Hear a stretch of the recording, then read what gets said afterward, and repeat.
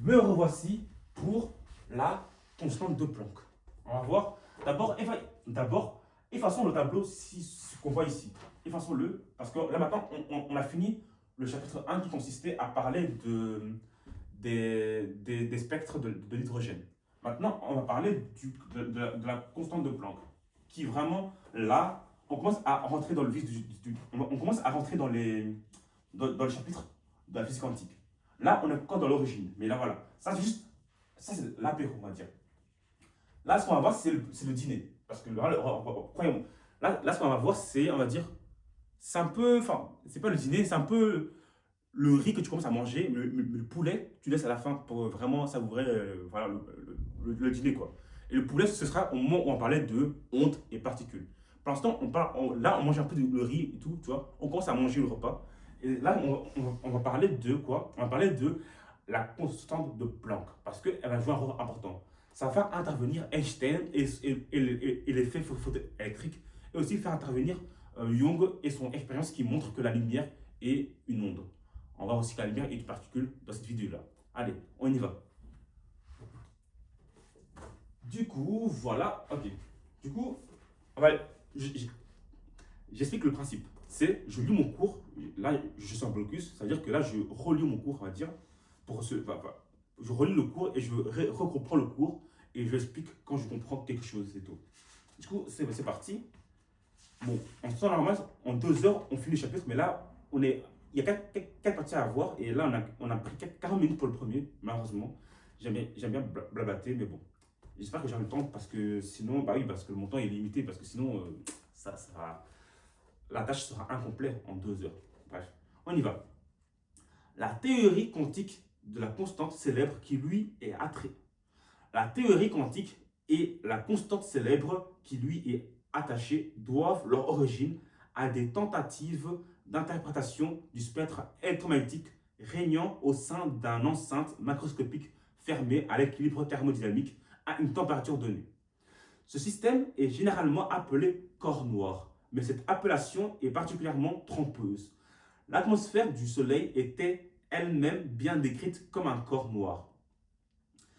Les propriétés de ce système sont assez complexes et sont étendues, et, et son étude trouve mieux sa place dans la deuxième partie du cours sur la physique statistique.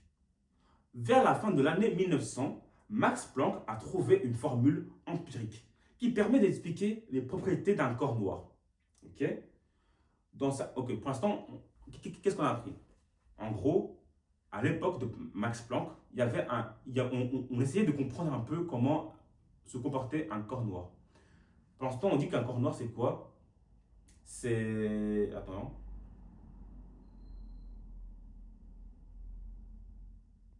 Un corps noir, c'est une four, quoi. C'est un four, quoi. Enfin, c'est juste une enceinte.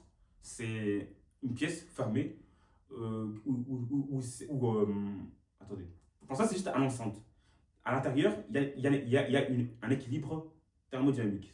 Thermodynamique. C'est-à-dire que il y a un équilibre, suivant les lois de la thermodynamique. En tout cas, bref, la condition de l'expérience est que bah, il y a un équilibre thermodynamique dans l'enceinte. Et du coup, attendez. Ok. Ok. Ok, du coup, c'est juste un système. On va dire que c'est juste une boîte de laquelle on fait des expériences. C'est un système. Et dedans, bah, on peut voir des choses et prouver des choses, ou bien montrer des choses, ou bien observer des choses. C'est juste un système. C'est comme ta maison, c'est un système dans lequel bah, on peut t'observer, vivre et tout, manger, ou aller aux toilettes, ou bien étudier, bref. C'est un peu un délire du genre. Et du coup, bah, je continue du coup. Vers la fin de l'année 1900, Max Planck a trouvé une formule empirique qui permet d'expliquer les propriétés d'un corps noir. En gros, expliquer comment bah, cette enceinte empirique, cette enceinte, comment bah, il se comporte, quoi. Qu'est-ce qu'il fait sur des particules, peut-être? Je sais pas. On va voir. Dans cette, dans cette expression apparaît un paramètre qui a la dimension d'une énergie multipliée par un temps ou action. Ajusté aux propriétés du corps noir, ce paramètre vaut H, et c'est approximativement égal à 6,69 63 fois 10 exposant moins 34 joules force seconde. En gros, Max Planck voulait expliquer comment se comportait le système qu'ils ont considéré, qui était appelé le corps noir. Un système où à l'intérieur, il y a un équilibre thermodynamique et la température est fixée. C'est juste ça. Et du coup, Max Planck, pour des raisons qui le concernent, voulait savoir comment cette enceinte marchait. C'était quoi ses propriétés. En réalité, c'était pour expliquer, en gros, c'est pour interpréter les spectres. En gros, c'est pour expliquer un peu, on va dire, les couleurs qui apparaissaient dans cette enceinte-là. Par des moyens, par des moyens, je ne sais comment, on fait apparaître de la lumière ici, et la lumière est un peu bizarre, tu vois. C'est comme si, tu vois, quand tu chauffes, enfin, je sais pas, tu vois, dans l'enceinte, on faisait apparaître de la lumière, ou bien la lumière apparaissait, et la lumière n'était pas normale, elle était un peu bizarre et tout. On voulait savoir comment la lumière se comportait, quoi, dans cette enceinte-là. Et Max Planck, il a réussi à décrire, on va dire, le rayonnement qu'on voit dans l'enceinte, le rayonnement de la lumière qu'on voit dans l'enceinte, il a réussi à l'expliquer grâce à une formule et tout. Et du coup, dans la formule, il y avait une constante qui apparaissait, comme toutes les formules en physique. Donc, en physique, quand on fait une expérience, eh bien, il y a toujours une constante qui apparaît pour corriger, on va dire, l'égalité. Par exemple, on va dire que F est égal à grand G fois la masse 1 fois la masse 2 divisé par la distance au carré. Ça, c'est une formule qu'on peut montrer expert. Ça, c'est la formule de Newton. En gros, elle dit que la force que subit une planète par le Soleil, ou bien par une planète plus grosse, eh bien, la force que subit une planète 1 dépend de la masse de la grosse planète, qu'on va appeler 2, divisé par la distance au carré. Ça, on l'a observé. On a vu que la force d'attraction entre deux planètes, dont le Soleil et la Terre, eh bien, dépendait de la masse de la Soleil, eh bien, dépendait de la masse de la planète et de l'autre planète. Et dépendait aussi de l'inverse de la distance au carré. Et vu que, sauf que, en fait, ça veut dire que tout corps est attiré l'un à l'autre. Sauf que, on est d'accord que une gourde et une trousse ne sont pas attirés. Ils sont attirés par la Terre, certes, mais entre eux, non. Eh bien, si. Sauf que c'est tellement petit que on ne voit rien. Il ne se passe rien. Et pour que cela soit vrai pour tout corps, eh bien, il y a une constante qui est très grande, très petite. C'est-à-dire que pour qu'il y ait la manifestation d'une force, on va dire quelconque, eh bien, il faut que les masses soient vraiment très grands. Et la distance, pas très grande non plus. En gros, il faut que cette quantité-là soit plus grande que ça pour qu'on puisse avoir des 1 Newton, des 2 Newton, des 3 Newton.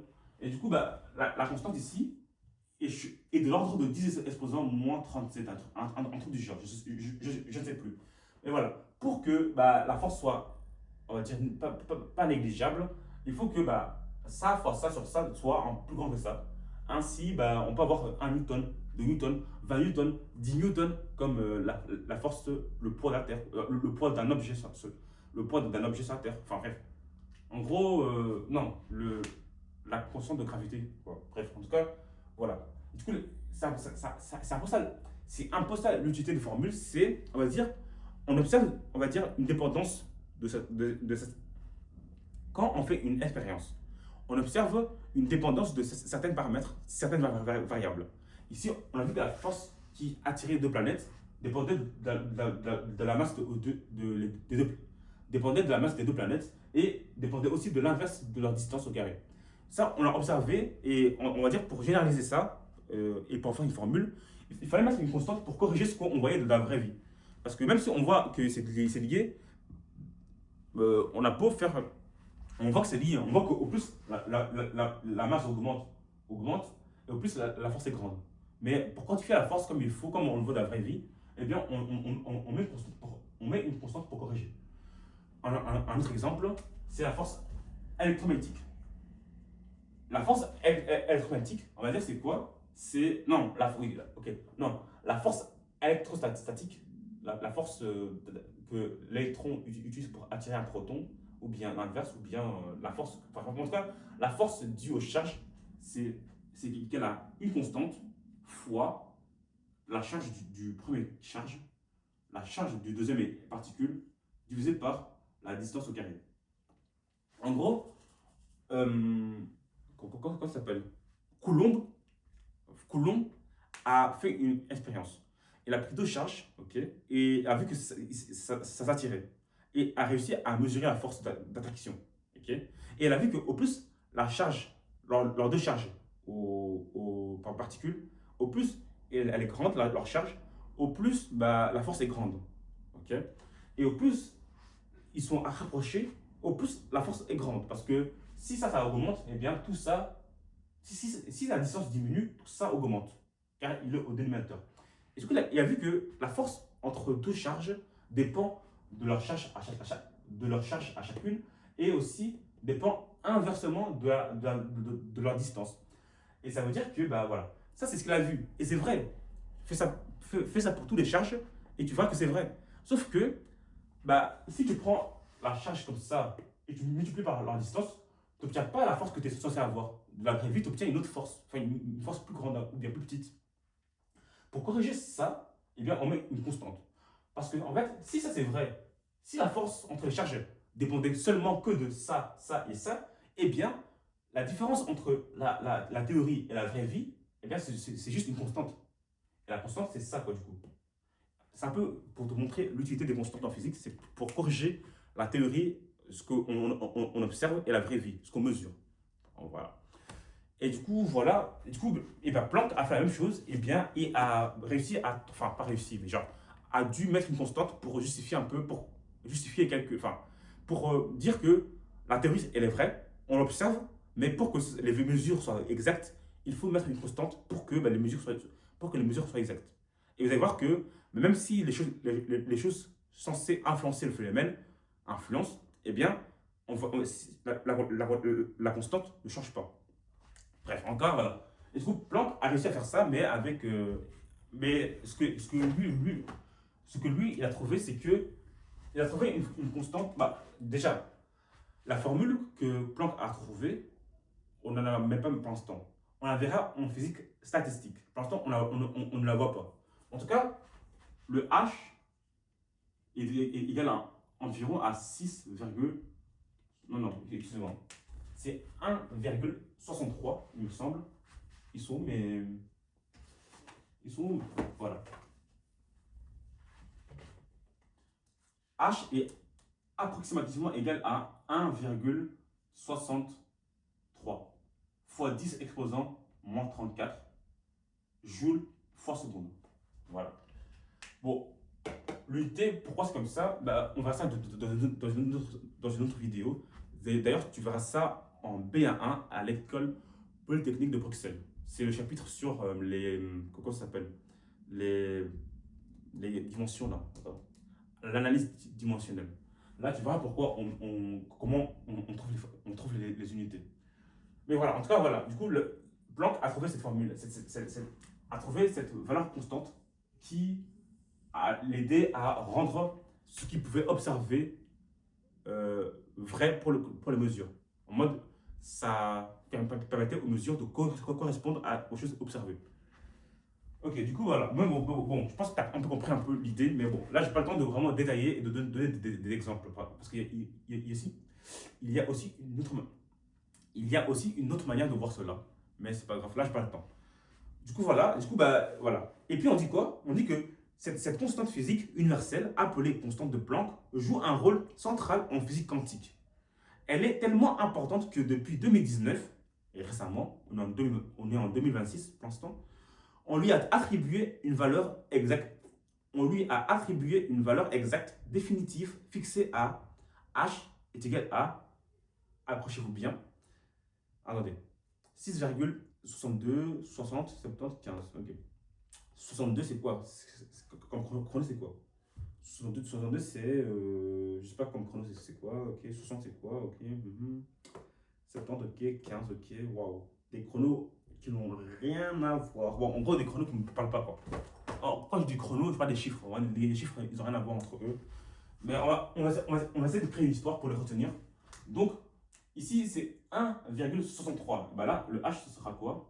ce sera égal à 1,60. Bon, j'ai oublié le 60 combien, mais en tout cas, après, il y a quoi? Il y a, il me semble, il y avait 70, 60 et puis 15. Voilà. Et ça, c'est en joules fois seconde. Ah oui, il y a aussi le 10 exposant. Il y a aussi le 10 exposant. Attendez. Il y a le 10 exposant. Attendez.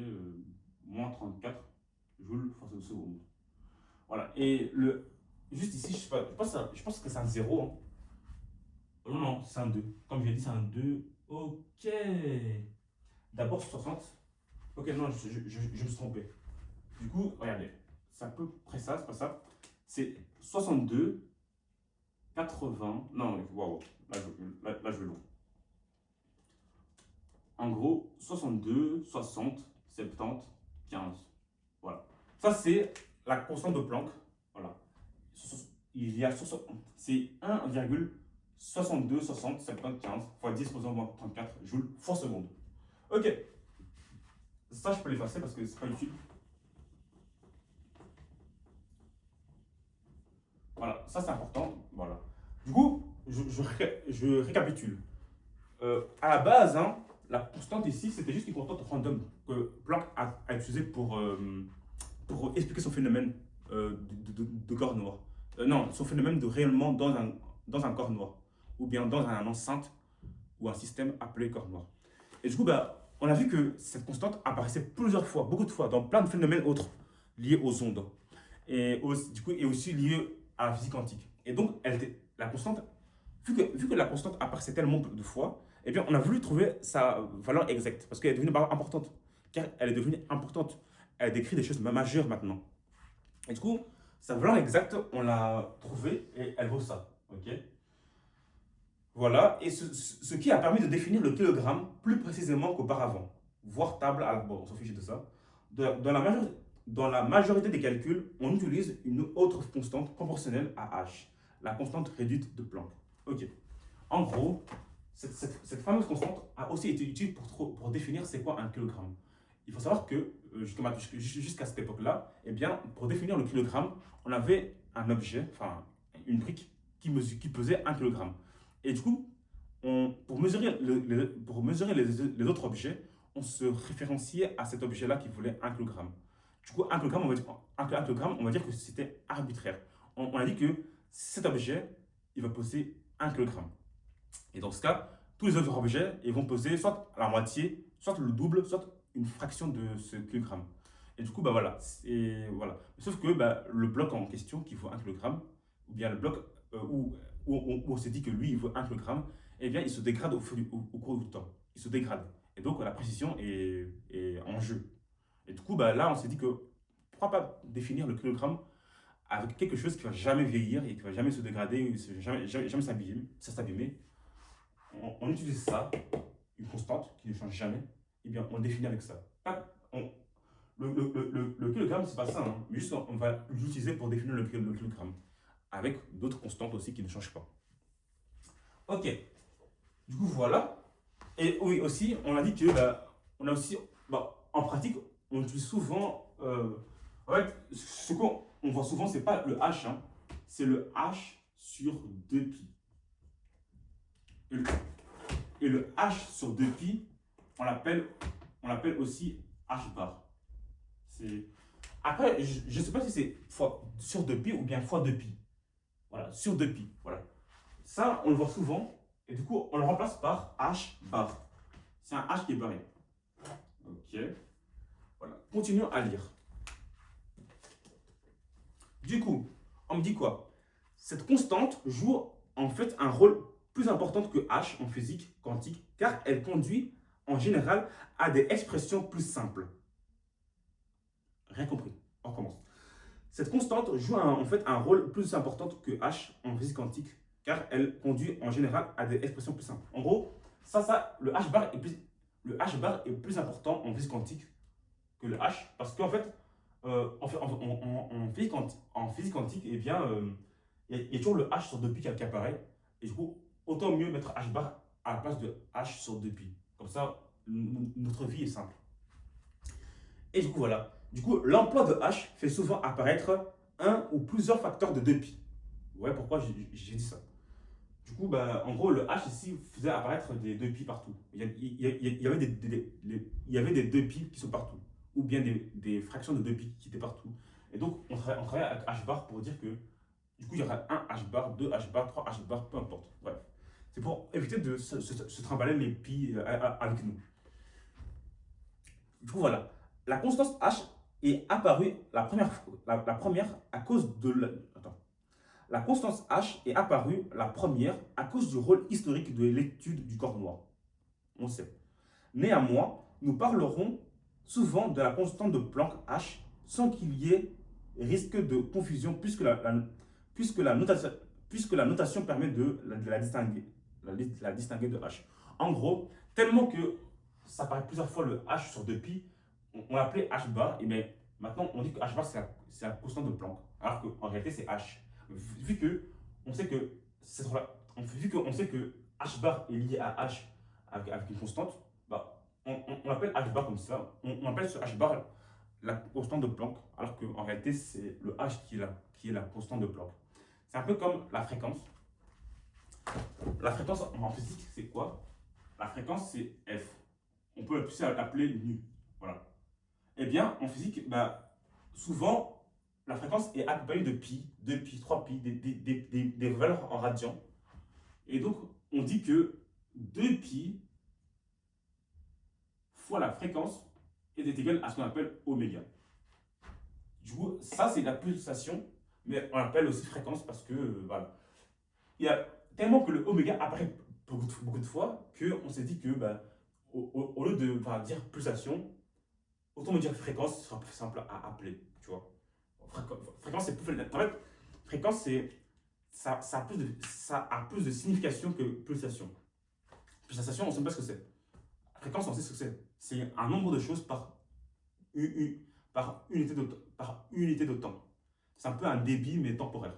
Un truc du genre. Ok, du coup, voilà, continuons.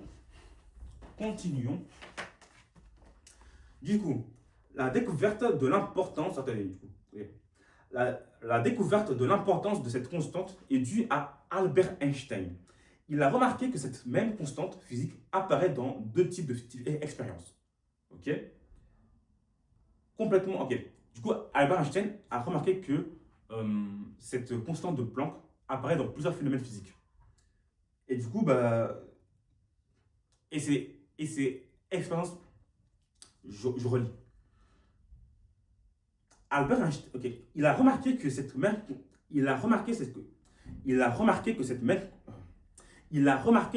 constante physique apparaît dans deux types d'expériences complètement indépendants. L'une concernant un objet macroscopique, le corps noir, et l'autre décrivant l'émission sous certaines conditions d'électrons par métal exposé à la lumière. L'effet photoélectrique. En gros, Einstein a découvert que en fait, cette constante apparaît dans deux phénomènes qui n'ont rien à voir. Un, c'est quand on étudie le corps noir, on étudie un système, okay, le rayonnement d'un système. Et l'autre, c'est quand on voit, enfin, pour expliquer l'effet photoélectrique, eh bien, Einstein a eu besoin de cette constante-là. Et du coup, voilà, il a fait le lien entre deux phénomènes qui n'ont rien à voir, mais la constante apparaît bel et bien pour expliquer ces deux phénomènes-là. Une constante est utile pour, je répète, pour valider une théorie. Quand tu vois une théorie, tu expliques comment elle marche. Elle dépend de quoi? Elle dépend de ça, et bien on fait l'expérience. On voit que bel et bien, ta grandeur que tu veux quantifier, que tu veux donner la formule, dont tu veux donner une formule, et bien dépend de ça. Du coup c'est bon, sauf que la mesure n'est pas exacte. Du coup tu mets une constante pour dire que bah, avec cette constante-là, on obtient les vraies valeurs. Et pour ça, il faut que les grandeurs, que tu as dit que la grandeur qui dépend de plusieurs grandeurs, dépend vraiment de la vraie vie de ces autres plusieurs grandeurs. Là, je suis juste fatigué, désolé, je n'articule plus. Ok, la constante de Planck allait aussi apparaître. La constante de Planck allait aussi apparaître en 1913 grâce à Bohr dans la valeur de la constante de Rydberg et plus tard dans un grand nombre d'autres propriétés physiques. L'étude des propriétés d'atomes observées dans les étoiles et des galaxies lointaines permet de montrer que cette constante semble avoir la même valeur partout dans l'univers. L'ensemble de ces propriétés permet de qualifier la constante de Planck H ou H bar de constante universelle au même titre que la vitesse de la, au même titre que la vitesse au même titre que la vitesse de la lumière dans le vide ou que la charge élémentaire E. Ok. Maintenant, on a fini de parler de la constante de Planck. Qu'est-ce qu'on a appris? C'est que cette constante-là, à la base, on l'a trouvée parce qu'on voulait quantifier un phénomène. Enfin, il y avait un scientifique qui s'appelait Planck et voulait expliquer, enfin, il voulait comprendre comment fonctionnait le rayonnement dans un système qu'on appelle corps noir. Ok, c'est un enceinte. C'est comme ton four, on va dire. Il voulait étudier le rayonnement lumineux qu'on voyait là-dedans, quoi. Et il a réussi à le faire. Il a réussi à le faire, mais pour que sa formule qu'il a trouvée pour expliquer le phénomène. Mais du coup, la formule qu'il a trouvée pour expliquer le phénomène, en fait, la formule elle faisait apparaître une constante. En gros, pour que la théorie soit exacte, il fallait une constante pour que relier la réalité et la théorie. Bref, et du coup, cette constante, c'était 1,63 fois 10 exposant au moins 80, fois 10 exposant au moins 34. À la base, c'était juste une constante, comme toute autre constante, quand on fait une formule et tout. Mais là, en fait, on voit que cette constante-là apparaît dans plein d'autres phénomènes physiques. Et là, on s'est dit, ok, vu que ça apparaît tellement de fois, ça nous carie tellement de fois, eh bien, trouvons sa valeur exacte et considérons-le comme une constante universelle, tout comme la vitesse de la lumière ou encore la charge élémentaire. Et du coup, voilà. Et quand je dis que ça apparaissait beaucoup de fois, des fois ça apparaît avec des 2π, ok? Surtout en physique quantique. Vu qu'on parle des particules qui sont à la fois ondes et particules, il y a le mot onde. Et onde, il y a toujours 2π, parce qu'une onde est un peu liée à la trigonométrie. Ok, et du coup, il y a 2π qui apparaissent comme ça.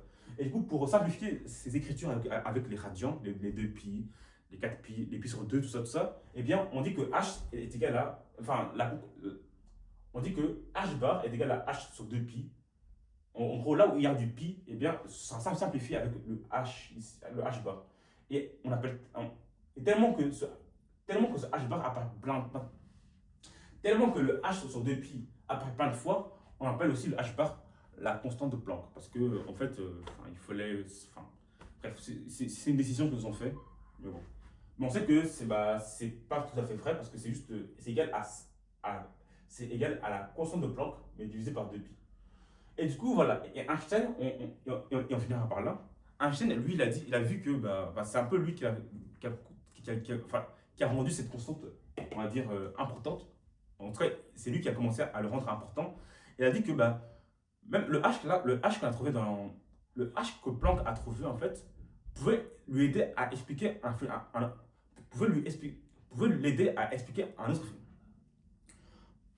Buvons un peu de l'eau.